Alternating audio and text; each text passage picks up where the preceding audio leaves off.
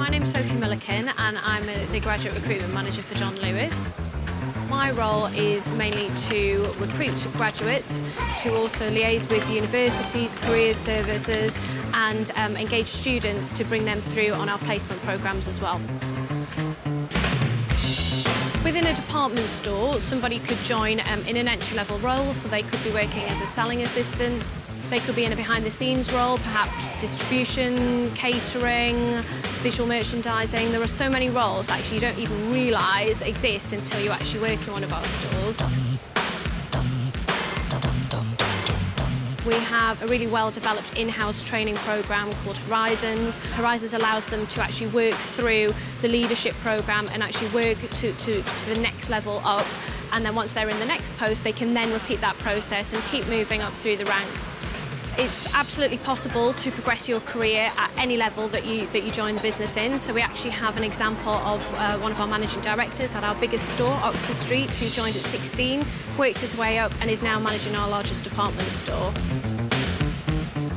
I think there's lots of things people can do to prepare themselves to work in a department store environment. So I think having previous retail experience is really useful. It will help you understand whether you can cope with the long hours, the sore feet that you might have if you're working on the shop floor. I think researching into all the different areas within a department store to be clear about which area actually really excites you. Is it the behind the scenes area or is it the shop floor and that interaction with our customers?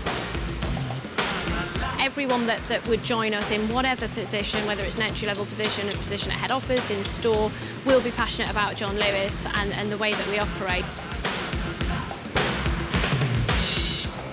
We've had 9,500 applications this year for around 80 places across our programmes. So it's a really tough environment out there for people, so they do really need to make sure that they invest time in the research and in that application to make sure that they stand the best chance to get through to an assessment. It's really important to actually really spend the time on the application for an employer that you really want to work for. So be sure you want to work for them, because actually then your natural enthusiasm will help with the application. A lot of application forms are online now. They have a word limit, so if someone gives you a 50-word limit, make sure that you use those 50 words rather than just putting one sentence in there. That's really, really important. Showing that you understand the company and your answers is really important. Doing a spell check, really basic thing.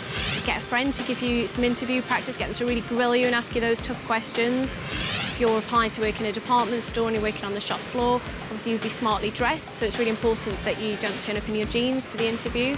Think about what you want to know from the employer, because actually, although you're looking for a job, you need to make sure that the employer is right for you as well. So there's no harm in preparing some questions that you might want to ask at an interview, and having those, even if you've written them down and you take them into the interview, actually that shows the interviewer that you've really thought about it, you really want the job.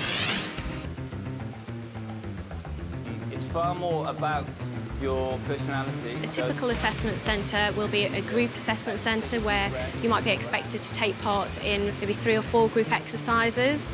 It's really hard when you're being watched by maybe 3 or 4 assessors, but actually you do need to try and relax as much as possible and be yourself. The assessors aren't looking for you to fail, they're actually looking to see your personality, your ideas and your opinions. I think it's tough if you're a shy person and you're in that assessment centre, and I think you actually do have to almost force yourself to say things.